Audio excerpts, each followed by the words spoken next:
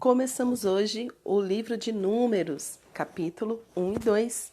Estamos no dia 42 da nossa jornada de 365 dias lendo a Bíblia. E o que encontra no livro de Números? Muitos números! Tantos números, você fica assim, meu Deus, pra que tanto número, meu pai? Mas Deus não sabe de todas as coisas? Vamos ver? Quer dizer, Deus sabe, isso não foi uma dúvida, isso é uma certeza. Mas Deus pede algumas coisas para nós que a gente fica pensando, ué, mas se Deus já sabe, por que nós devemos fazer?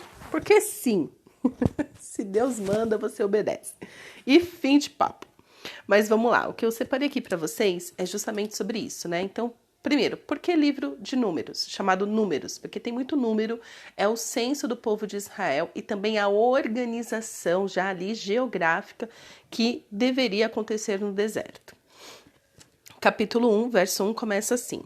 No segundo ano, após a saída dos filhos de Israel do Egito, no primeiro dia do segundo mês, o Senhor falou a Moisés no deserto do Sinai, na tenda do encontro, dizendo... Aqui só para deixar claro, então fazia 2 anos que eles tinham saído do Egito, mas lembra que eles fizeram o tabernáculo? Então eles acabaram de fazer o tabernáculo, um lugar para Deus habitar no meio deles, né, simbolizando a presença do Senhor de uma maneira palpável ali no meio deles. E agora Deus está falando assim, ó, agora vamos organizar isso aqui. A gente já organizou a minha casa, agora a gente vai organizar a vida de vocês. Verso 2. Levantem o censo de toda a congregação dos filhos de Israel, segundo as suas famílias, segundo a casa de seus pais, contando todos os homens nominalmente, cabeça por cabeça, da idade de 20 anos para cima, todos os capazes de sair à guerra em Israel. A esses, você e Arão devem contar segundo os seus exércitos. De cada tribo, vocês terão a ajuda de um homem que seja chefe da casa de seus pais. Então, vamos recordar aqui da promessa de Abraão. Era apenas Abraão e Sara, que tiveram um filho, Isaque, que se casou também com a mulher estéril, né? Então, Abraão casou com Sara, que era estéril. O Senhor veio sobre ela, abençoou com um filho, que foi Isaque. Isaque casou com Rebeca, que era estéril. Isaque intercedeu por Rebeca. Rebeca teve 2 filhos, Esaú e Jacó. A promessa continua se perpetuando, né? Continua acontecendo através de Jacó, que teve 12 filhos. E agora tem uma multidão no deserto. A primeira coisa aqui que nos chama a atenção é a questão deles falarem assim, olha, por cabeça, conforme cada um dos seus pais. Quem são esses pais? Os 12 filhos de Jacó. E o que é interessante é que, assim, entre eles irem para o Egito por causa da fome, lembra que José foi governador? E até eles saírem do Egito, libertos da escravidão, foram 400 anos. Eles ficaram 400 anos sendo escravos no Egito. E aí eu te pergunto, a pergunta que eu não quero, que não quer calar, como que esse povo sabia o nome de todo mundo? Tipo, olha, o meu tataravô foi o Rubem. O meu tataravô foi Judá. Então, o nome das tribos era o nome de cada filho de Jacó. Isso é uma coisa interessante entre os judeus. Eles conhecem toda a linhagem deles. Eles sabem quem é filho de quem, a qual família eles pertencem. E é algo que nós estamos perdendo hoje. Aqui no Brasil, eu falo por mim, eu só sei o nome dos meus avós. Eu não sei quem foram os meus bisavós. Não faço ideia. Se fizer um censo, eu não sei quem foi minha tataravó. Eu não sei o que meu tataravô fazia. Eu não faço ideia. Eu tenho aqui, assim, ainda dos meus avós, ainda uma vaga lembrança. Agora dos meus pais, graças a Deus, né, que os meus pais ficaram juntos durante toda a vida do meu pai, né? Então eu sei quem é meu pai, eu sei quem é minha mãe, tá lá no meu RG. Mas isso já é algo que aqui no Brasil estão tentando tirar. O nome dos nossos pais da nossa certidão de nascimento, alegando que constrange a criança que não tem pai ao ver que o amiguinho tem pai e mãe. Oi? Gente, isso é uma violência, isso é uma destruição da família, da identidade da pessoa. Judeu, ele sabia quem eles eram, é por isso que Deus, quando se apresenta a eles, fala assim: eu sou o Deus de Abraão, de Isaac e de Jacó. Por quê? Porque eles sabem da onde eles vieram, tipo aqui na minha linhagem, nosso pai Abraão. Vocês vão ver muito na leitura bíblica, principalmente no Novo Testamento, fala muito disso, o nosso pai Abraão. Eu sei de onde vim, então esse mesmo Deus que cuidou de Abraão, de Isaac e de Jacó, este é o meu Deus. Está na minha família, está na minha linhagem. Entendeu? Então, gente, se você era a favor disso, pare de ser. Em nome de Jesus, se converta. Mas pergunta para o Senhor, porque assim, uma pessoa sem família, uma pessoa sem raízes, uma pessoa sem identidade, entende? Ela pode ser que nem Abraão, mas Abraão mesmo assim, né? Tem aqui o registro lá em Gênesis dos pais de Abraão. Ele não veio do nada, não veio. Até Jesus tinha na certidão de nascimento dele pai e mãe, né? A bênção de José, que casou com Maria, é que foi o único homem na face da terra a quem Jesus chamou de pai. Olha que lindo. Mas, enfim, continuando. Mas só para frisar bem da importância das nossas raízes, da nossa família, tá? Então, se de repente você está brigado com o seu pai, com a sua mãe, reveja isso, né? Porque a palavra do Senhor diz pra gente honrar pai e mãe. Saiba, inclua eles na sua vida, no seu RG, na sua certidão. Isso é muito importante. Você não nasceu do nada. Deus escolheu este pai e essa mãe para te dar vida. E Deus não faz nada errado. Deus não errou. Por quê? Porque toda vida, toda história é um potencial para o milagre do Senhor. Deus pode fazer um milagre em você e através de você. Fazer algo novo. Se você vem de uma linhagem de desgraças, você pode viver a graça abundante de Deus. Amém, igreja? Amém. Continuando. E aqui, outro ponto que me chama a atenção, aí que vai falando, né, das tribos, quem é quem, né? Estes são os nomes dos homens que ajudarão você e tal, tal, tal. E lembrando, era apenas de 20 anos para cima, ok? E eles foram lá e começaram a contar. No verso 32, nós lemos o seguinte: dos filhos de José. Então, José não tinha uma tribo de José. A tribo era dos dois filhos de José, Efraim e Manassés. E eu fico pensando da bênção dobrada que tinha sobre José, que sofreu, mas se perpetuou na história os filhos que ele deixou. Ele teve 2 filhos, e estes filhos, cada um é contado uma tribo. Então tem a tribo de Efraim, né?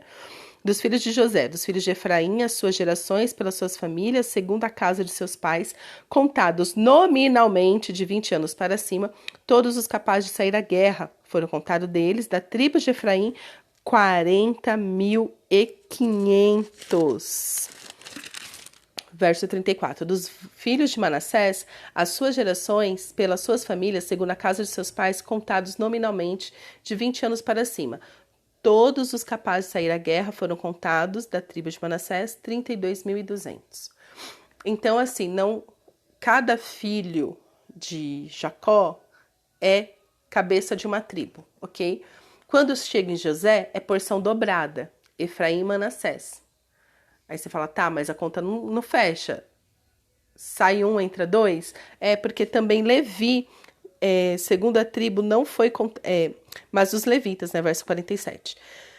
Segundo a tribo de seus pais, não foram contados entre eles, porque o Senhor havia falado a Moisés, somente não faça a contagem da tribo de Levi, nem levante o censo entre os filhos deles de Israel. Por quê? Porque os levitas, né, da tribo de Levi, eles eram separados para o trabalho no templo. Toda essa galera dos outros, aí dá 12 tribos certinhos, todos esses contados acima de 20 anos, aptos a ir pra guerra, homens, somente homens, é porque assim, era para eles saberem a força que eles tinham. Se eles entrassem numa guerra, eles já eram fortes. Aqui, ó, verso 45. Assim, pois... Não, vai, começar do 44. Estes foram os homens contados, os quais Moisés e Arão contaram com os chefes de Israel, que eram 12 homens, cada um representando a casa de seus pais. Assim, pois, todos os contados dos filhos de Israel, segundo a casa de seus pais, de 20 anos para cima, todos os capazes de sair à guerra. Todos os contados foram 603.550. É muita gente, né? E aqui na minha Bíblia de estudo, que eu fui analisar aqui, para poder falar aqui com vocês, como eles só contaram de 20 anos para cima e tal, eles julgam aqui que se contarem as mulheres, as crianças, os demais homens, dá pelo menos, deixa eu ver aqui, 2 milhões de pessoas. É muita gente. É muita gente. Quer ver, ó?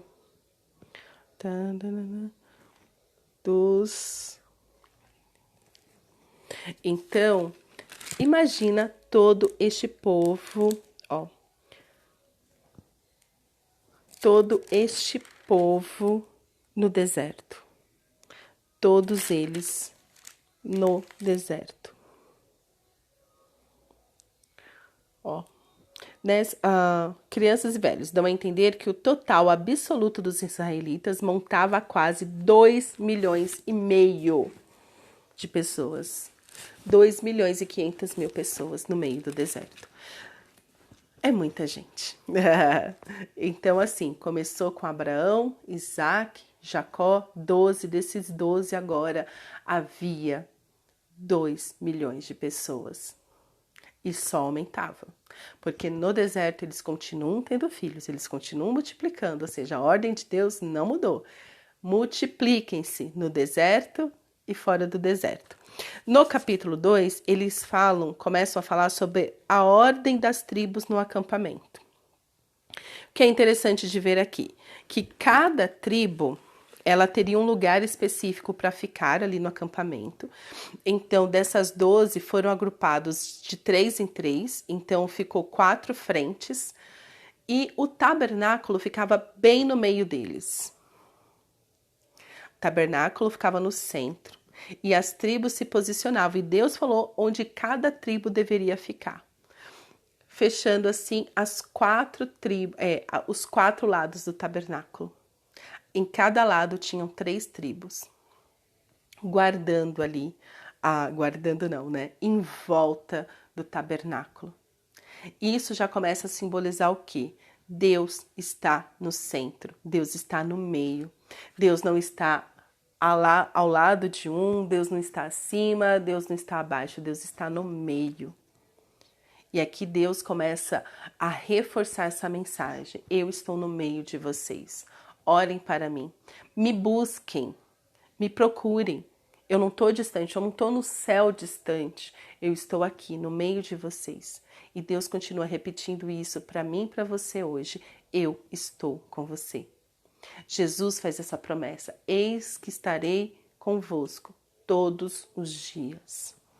Eu não estou longe. Eu não estou cego. Eu não estou mudo. Eu não estou surdo. Eu estou com você. E este é o nosso Deus. Uma coisa interessante também, para a gente ir finalizando aqui. Judá está na frente. Bem na frente ali do templo. E Jesus, ele é tido, como o leão da tribo de Judá. Este leão que está na frente, protegendo-nos de todo mal. Então, Jesus é este que nos cobre com seu sangue, nos protege, nos livra, que nos dá acesso completo à presença do Pai. Então, o livro de Números, ele vem para mostrar essa organização. Deus não é um Deus de bagunça, Deus está no meio de nós, e quando Deus ele fica ali no meio do acampamento deles, ali já começa a organizar, então assim, olha, façam um censo, porque quando vocês entrarem na Terra Prometida vai ter guerra. Então aqui já era para o pessoal começar... Por que Deus, eu comecei fazendo essa provocação de, se Deus sabe de todas as coisas, por que ele mandou fazer o censo? Deus sabe, ele sabia quantas pessoas tinham, mas quando Moisés e Arão fazem o censo e eles começam a ter noção da força que eles têm, É pra gente isso, não é para Deus. Mas Deus muitas vezes vai te pedir muitas coisas, não porque Deus não sabe, mas para que você tome consciência da força que você tem. Então, talvez nessa etapa aqui, eles deveriam estar temerosos de, nossa, se alguém atacar a gente perde, a gente não vai conseguir entrar na Terra Prometida, porque somos muito poucos. E Deus faz o censo para falar para eles assim: vocês são fortes e numerosos. Agora se organizem desse jeito, 3 de um lado, 3 do outro, assim, assim, assado, porque vocês estão seguros. Eu estou no meio de vocês. Eu dou a ordem. Sou eu que protejo vocês. Eu estou no centro. Então, que Deus seja o centro da sua vida. Fortaleça para você vencer hoje o que precisa ser vencido. Vencer as batalhas da vida não na força do seu braço, mas pelo poder do Espírito Santo. Amém? Pai, obrigada pela tua palavra. Obrigada, Senhor, pela revelação da tua palavra. Obrigada, Senhor, porque o Senhor faz nova todas as coisas. Porque o Senhor tem nos abençoado, tem estado, Senhor, presente em nossas vidas. Eu quero te agradecer, Paizinho, pela tua fidelidade, pelas tuas misericórdias que se renovam todas as manhãs. Nos dá, Senhor, perfeita consciência da tua presença nas nossas vidas e que possamos, ó Pai, confiar na tua vontade, na tua bondade em todo o tempo. Em nome de Jesus que oramos. Amém.